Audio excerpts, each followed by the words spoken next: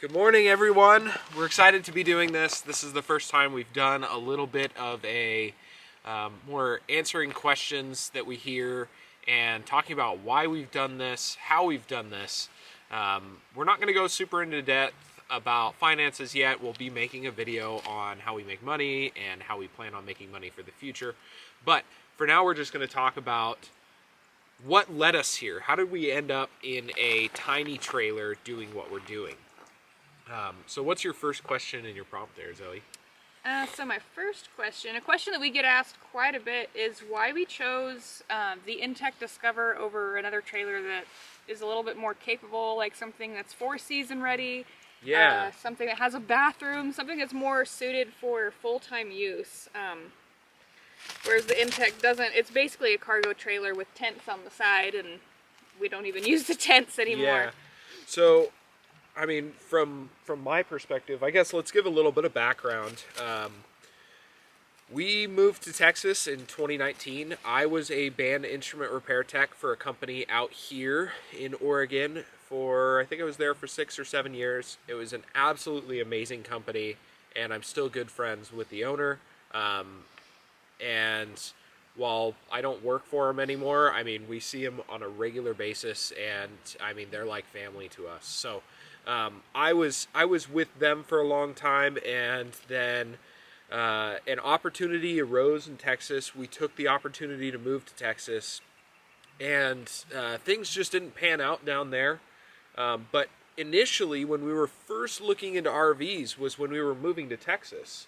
And we were looking at like these huge fifth wheels, and we were looking at that like a big Dodge Ram 1-ton truck. And we'd always kind of wanted to get into RV life because it was, even 5 years ago, it was seeming to be the cheaper route to go, especially with us moving across the country and everything. We wanted to make sure that we had somewhere to go, and we didn't really want to stay in an apartment, so we figured RV park with a big fifth wheel that could tow our bikes and everything would be the perfect thing, and we looked at a lot. That is a million times better. I'm sure I look like a complete moron. However, for the sake of the video, I would really like to be able to see the camera. Oh, that's so much better. So I'm not squinting the whole time. Anyways, you were talking about how we were getting into RV life or thinking about it. Yeah, so we've been thinking about it for a while.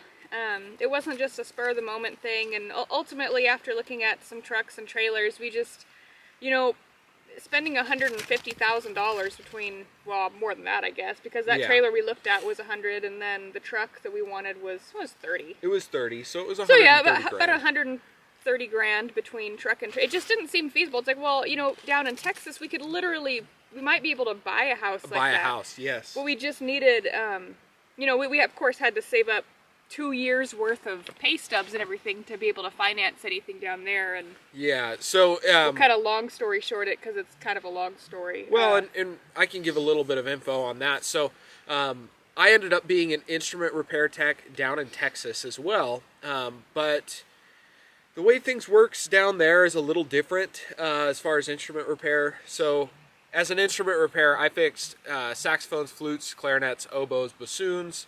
I can repair brass instruments like trumpets, trombones, and tubas. However, I was primarily a woodwind tech, and typically repair techs are commission only. And if you're trying to buy a house as a commission employee, it's really, really hard because they want 2 years of pay stubs to prove that there is some sort of consistency to that job, and it's not just a kind of one-hit wonder where you get a month and then everything disappears the next month and you'll never have money again, where it's not like a dying trade. So going down to Texas, we knew we were going to have to wait at least 2 years, and we didn't really want to waste money on an apartment.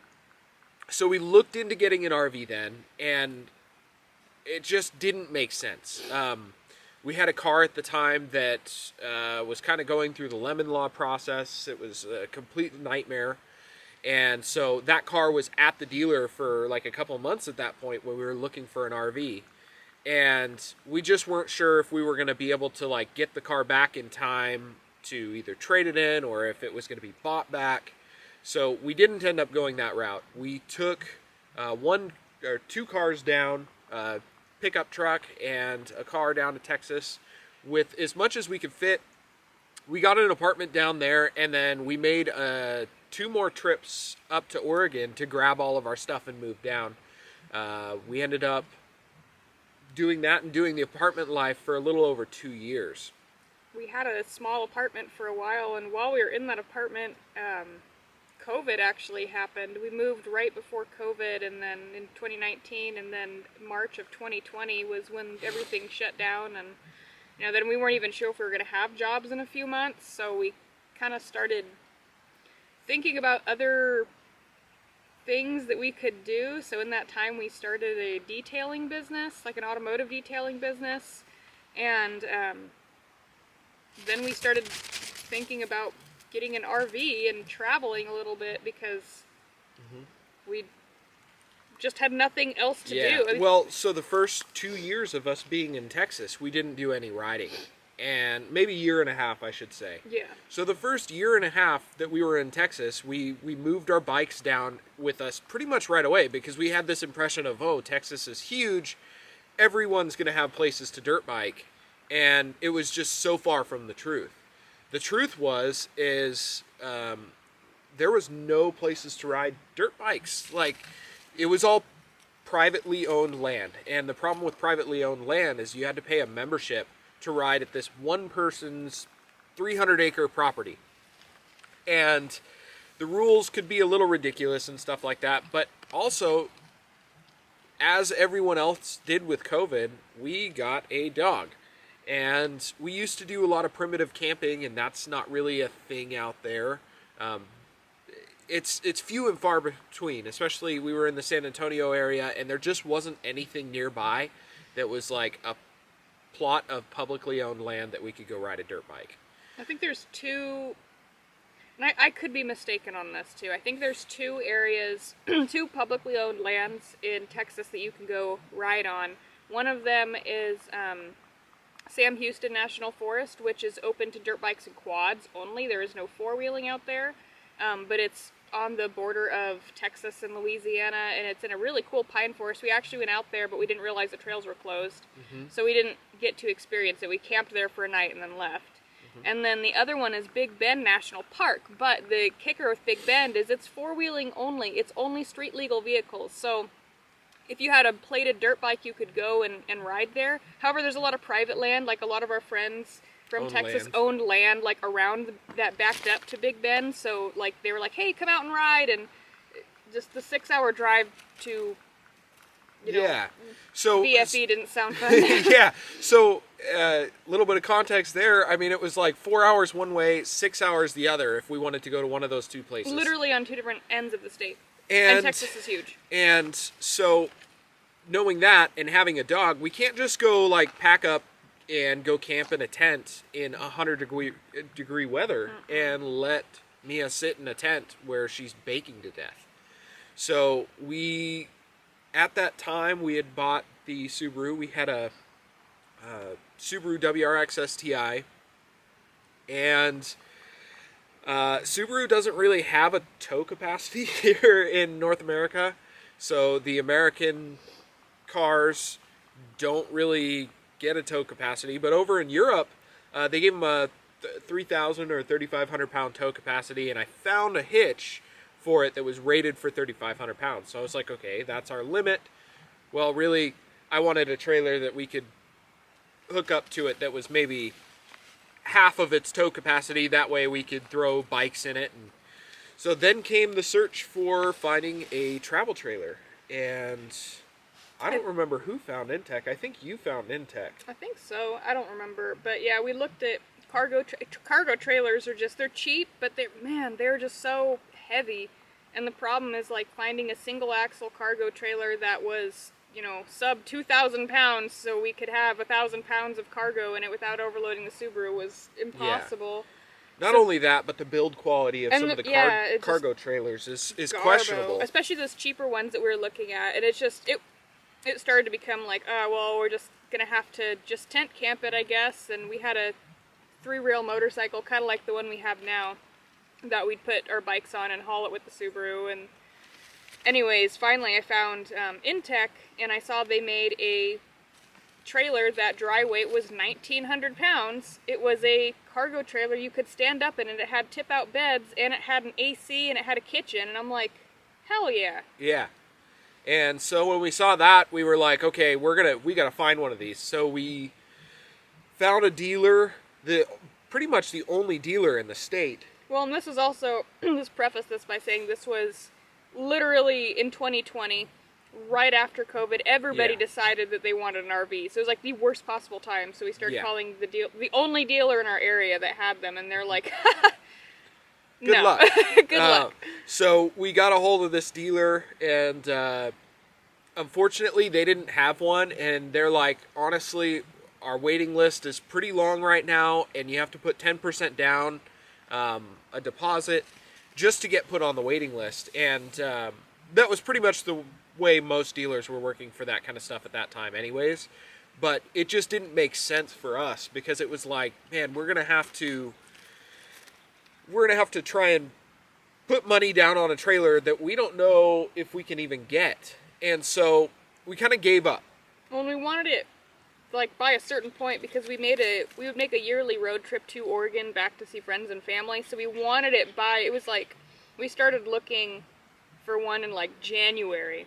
Yeah. And we needed it by June, and they're like, you're looking at least like 6 months. We're like, well, that's not going to do, because that's way too close. So we kind of gave up on that, and we were like, okay, we'll take the Subaru with the 3-rail motorcycle trailer. And we had this trip planned where we were actually going to come up to Oregon to ride dirt bikes, because we found out Texas dirt bike riding isn't fun.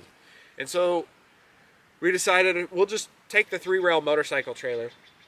And then literally 2 weeks before we left, Zoe sees an ad on Facebook Marketplace for a used Intech Explorer, the exact spec trailer that we wanted, that had been purchased new 6 months prior from that same dealer. And the people had upgraded to an Intech Discover, and they just wanted to sell their Explorer. And so we were like, oh my god, we got to try and get this. And we had to jump through some hoops to get it, because it was financed through their bank, and you know, it was only 17 grand, but like at the time we didn't have 17 grand. Yeah, we didn't have. I mean, hindsight, I wish we would have just saved and paid cash. But. Yeah, so we had, you know, we ended up purchasing the trailer, financing the trailer for 17 grand, and it was a great trailer. I have no problems with the Explorer. So we towed the Subaru, with the Subaru, all the way to Oregon. So we got the trailer literally like 3 days before we left. I put E-Track in the floor and kind of swept it out, got it ready to go. And then we hit the road. We headed straight here. And it was an awesome trip. I mean, that was one of the best trips of our life, at least my life. It was slow going. It was slow going, but it was like, the views, the fact that we were towing with the Subaru WRX STI, it was a really cool adventure. And those memories can't be replaced for me. I mean, they're just like ingrained in my head. I remember it being super stressful at the time. The car was not doing well. The car overheated pretty much the whole way. Oh yeah, because it was in June, like late June, so it was like the middle of summer, and we took I-10 from San Antonio over to, I think we actually went all the way up through California, right? That trip? We did, because it was so hot, and California was going to be cooler. It was so hot that if we had gone, like, because normally we go through Vegas and then cut, like, kind of sideways, and it was so hot in Vegas that we're like, okay, well, we got to get out of here because Phoenix sucks, and yeah. So it was 117 between, like, freaking El Paso all the way to LA. Yeah. It was horrible. So we actually got stuck in Tucson. The car started overheating so bad. Now, Subaru had a safety thing on these cars, a safety feature where if the engine started to overheat, it would turn on the heat full blast. And so we were driving through Tucson, Arizona, or up into Tucson, and it's 117 outside, and this car decides, I'm going to turn the heater on full blast to try and cool the engine down. And it was bad. The car was running so hot. So we decided we're going to pull over in a Walmart parking lot of all places. Oh, and we get to the Walmart parking lot, and this, you know, the blacktop is hot. We can't even let the dog out onto the tarmac And because and it's brutal. in Arizona, like if you're familiar with Arizona, like it is a common thing, like in school, like where they put a cookie sheet on the ground in the middle of summer, and they literally put cookies or eggs on it just to show how hot the blacktop can be. Yeah. So, like, it's hot. It's very hot. So we ended up trying to stay in a Walmart parking lot. We fired up our generators, and the generators started boiling over. The fuel would boil in them. It was getting so hot, and they would vapor lock. So then we had no AC in the trailer, and that was miserable. So we were like, we're going to stay in a KOA. We've just got to go to a KOA and stay for the night.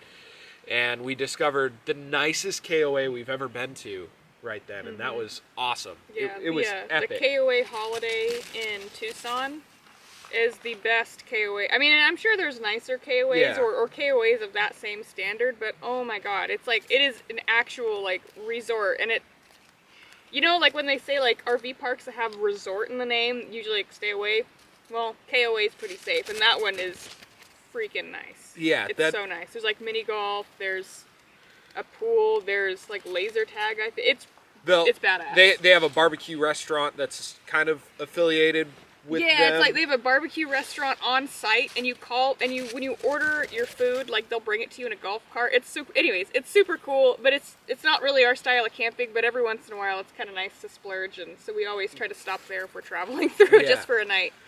So we ended up making it up to Oregon with the Subaru overheating the whole time.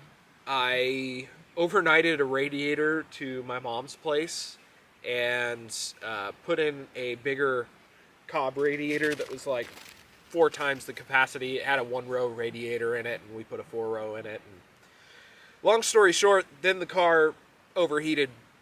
It still overheated. It took longer to overheat, but then it also took longer to cool down. So when it did overheat, we were having to sit for much longer periods of time.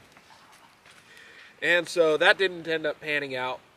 We got back, and that, I think the trip home is really what hit me the hardest. Is like, man, we had the most epic trip here. We spent, over a full week camping. We planned a couple days just for ourselves before we kind of advertised that we were coming out here to friends,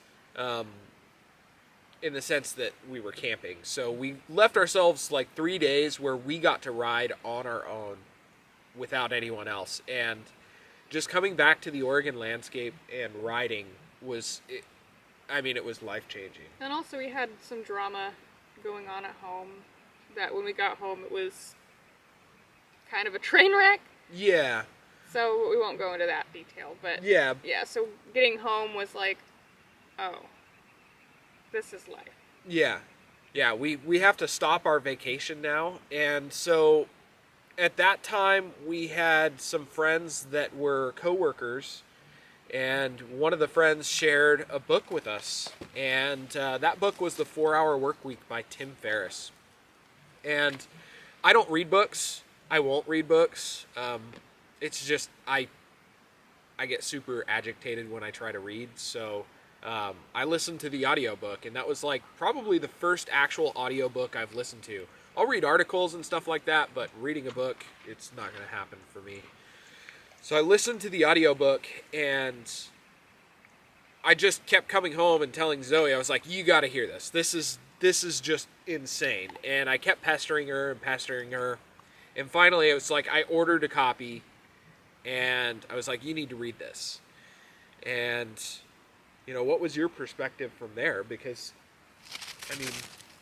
I know you started reading some chapters. Yeah, I read it, and I don't think I finished. I think I got like halfway through, and that's about as far as I got before we gifted the book to somebody else. But, it was pretty life-changing. It really is. It's an eye-opening book, and I can't really word what it's about.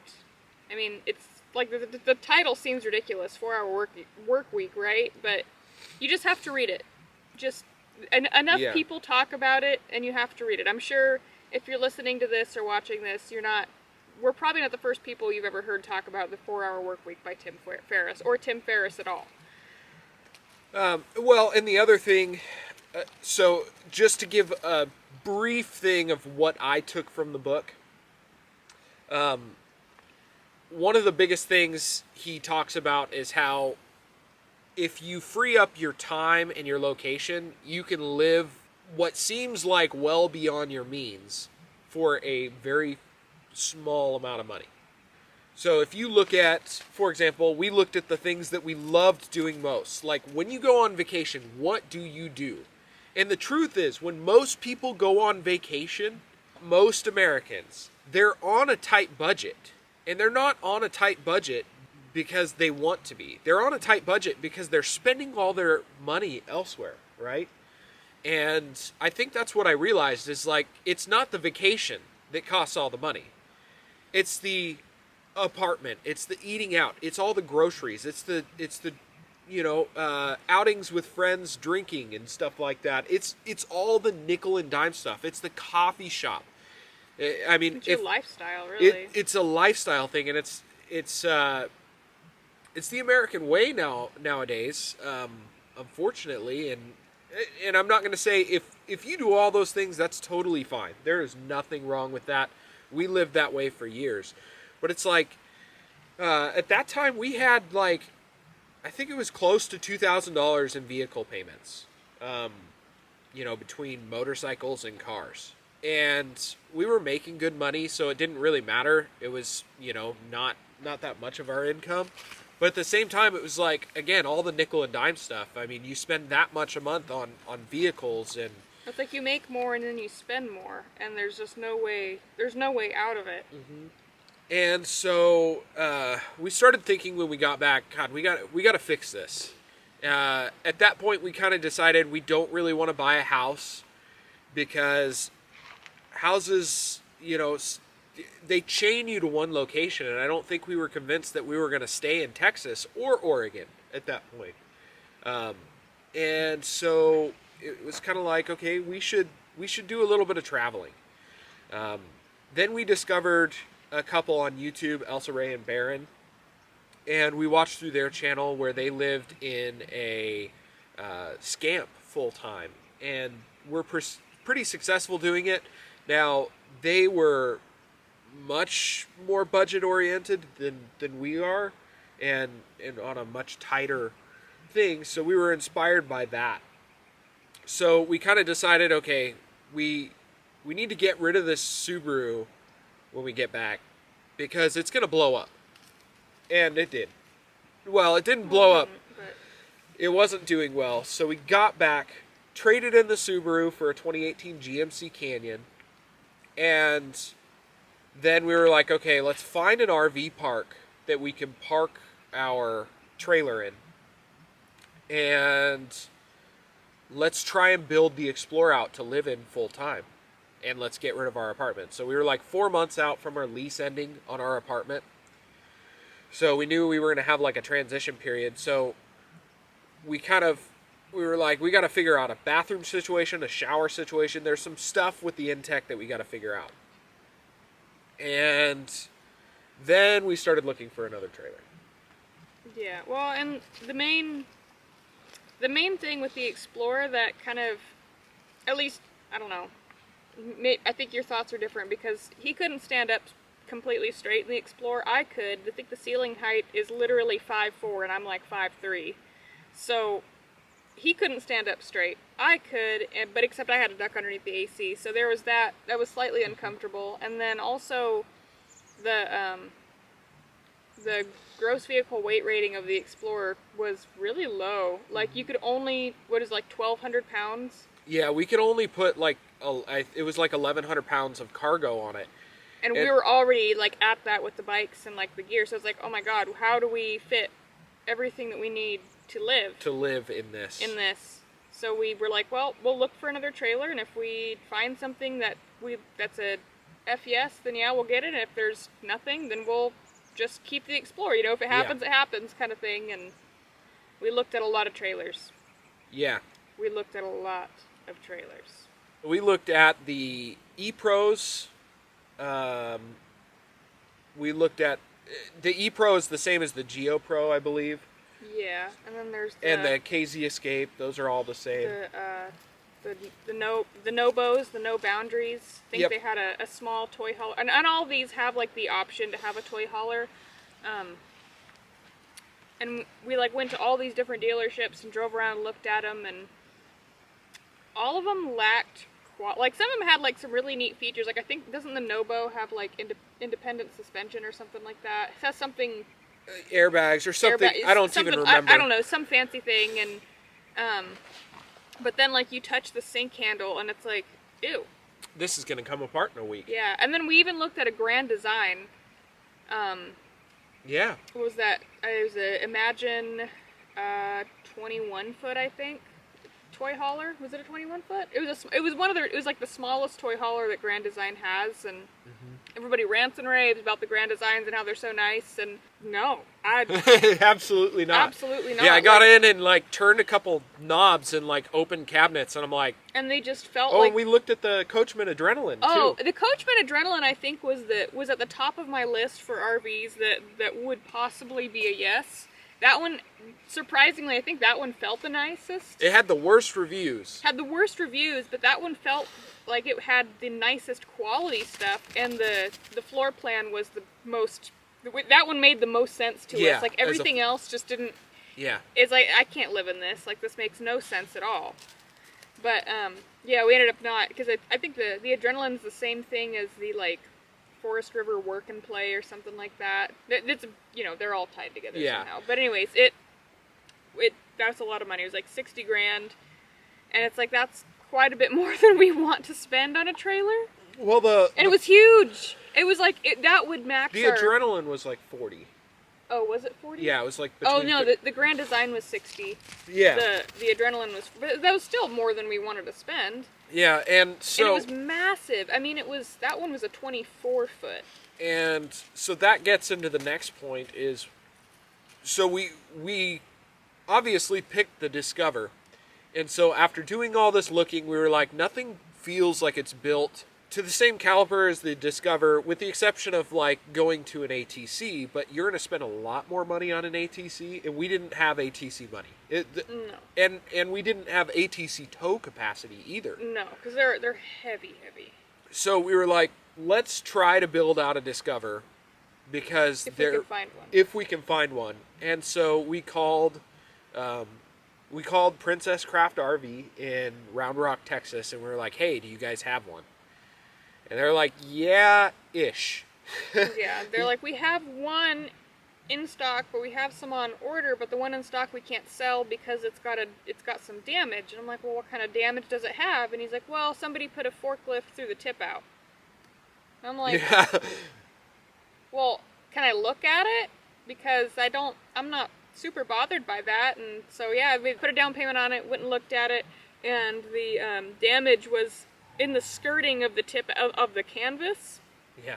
Like, they just, like, put the fork right through the skirting. So, like, it wasn't going to leak or anything. It was in what hangs down from the actual, like, bed Yeah, part it itself. was all cosmetic. I mean, the edge of the flange was bent just a hair, and they ended up straightening that out and throwing some spray paint on it. I forget that it's even damaged. It's minimal. Anyways, so we were like, we'll just take a discount on the trailer if you guys will just sell it to us. Like, I don't care about the canvas. I don't care about any of this stuff. I just want this trailer, and I want to go use it. So we got this Intech Discover from them. And yes, it did have that little bit of damage, but other than that, it's been, perfect. And so we ended up back at that Discover because we were like, we want to go off grid and do all this stuff. If you have a ginormous trailer and you're trying to do this, you're not going to be able to go into some of these remote areas. You're not going to be able to take a 4x4 trail, like a Jeep trail, with this thing. I mean, the Discover's not a small trailer, I don't think. It's not like the tiniest thing ever. And there's a lot of places that we can't get the Discover where we could get the Explorer. Yeah, certainly. But we can certainly take it a lot more places than we could, a 24-foot travel trailer, like Yeah. like we were looking at. Yeah, so we fast forward to like a couple months after we get back. I think it was like 4 months after we got back. We were like, we had a spot in an RV park because we were on a waiting list, and we put the Explorer there. And then a week after we put the Explorer there, we had already sold the Explorer. We found someone on Facebook Marketplace, and we actually broke even on the Explorer. Like, we didn't make any money, we didn't lose any money. It was essentially a rental, so we made like 2 payments on the thing, and the guy that bought it ended up just buying it for exactly what we had owed on it, and I think we maybe got like $50. So we made those payments. It was essentially a rental for 7,000 miles of abuse. So that was awesome. We got into this Discover, and December 1st we picked it up, and literally we took it back to the RV park at night, and we stayed in it that night. We were so excited.